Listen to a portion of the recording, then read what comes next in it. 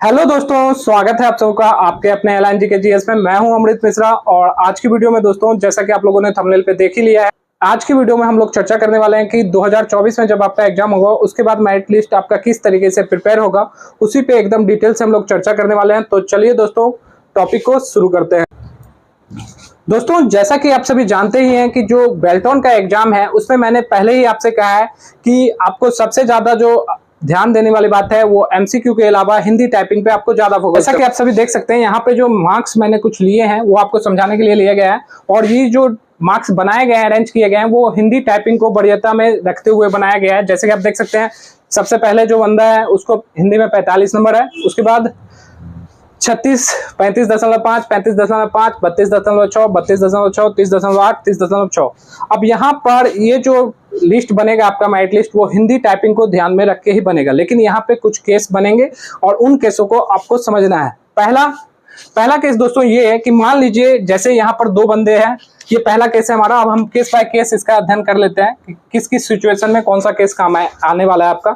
तो पहला केस में हम देख सकते हैं, अंकित कुमार है, इन्होंने एमसीक्यू में 35 क्वेश्चन सॉल्व किए थे और मनीष कुमार जो है, इन्होंने एमसीक्यू में 30 नंबर क्वेश्चन सॉल्व किए थे। तो 30 सही सॉल्व करने के बाद इनका स्कोर 35 और 30 है।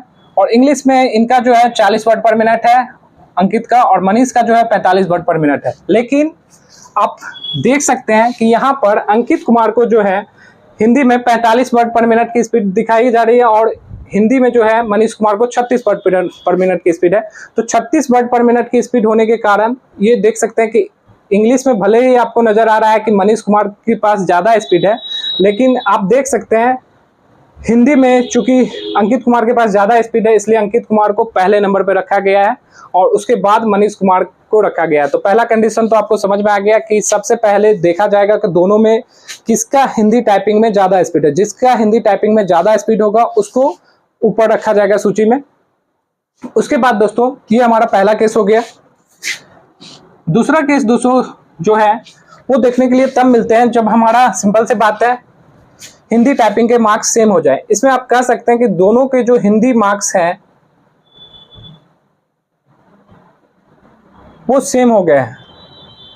तो जैसे राहुल और कार्तिक के आप यहाँ पे देख भी पा रहे हैं कि 35.5 यहाँ पे भी है और 35.5, यानी हिंदी टाइपिंग में मार्क्स अगर किसी दो बंदे के सेम हो गए तो फिर हम आगे किस तरीके से इसको सॉल्व करने वाले हैं। तो फिर दोस्तों सेकेंड चीज जो आप देखिएगा, तो आप देख सकते हैं कि यहाँ पर इंग्लिश टाइपिंग में इनका जो है वो 50 है, इसका 40 है, लेकिन रियलिटी में ये जो सॉल्व किया जाता है जब हिंदी टाइपिंग के मार्क्स सेम हो जाता है तो फिर वो ध्यान देने वाली बात होते हैं आपकी एमसीक्यू पे। जी हाँ दोस्तों, अगर हिंदी टाइपिंग में किसी दो स्टूडेंट का मार्क्स सेम हो गया तो फिर वो जो सेकंड चीज जो ध्यान रखने वाली बात होती है वो होता है एमसीक्यू कि किसके एमसीक्यू में ज्यादा मार्क्स हैं। अगर हिंदी में मार्क्स सेम हुए तो फिर आपको गौर करना होता है एमसीक्यू पे कि एमसीक्यू में किसके ज्यादा मार्क्स हैं। जिसका ज्यादा मार्क्स रहेगा उसका नाम पहले रखा जाएगा। तो यहाँ पर आप देख सकते हैं कि राहुल कुमार ने 45 मार्क्स लाए हैं एमसीक्यू में और कार्तिक ने 35 नंबर लाए हैं। चूंकि हिंदी में दोनों का सेम है इसलिए राहुल ऊपर है, उसके बाद कार्तिक का मार्क्स है।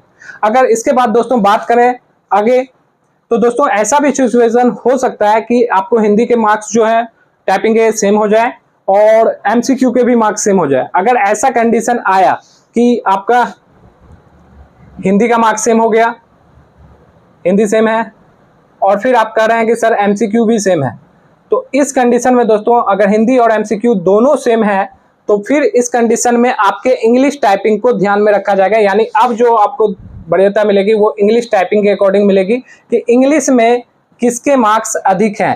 तो आप इंग्लिश में देख सकते हैं यहाँ पर जो कंडीशन बन रहा है उसमें सिंपल सी बात है, आयुष कुमार को 38 मार्क्स है और जो ये रवि कुमार है इनको 36 मार्क्स है।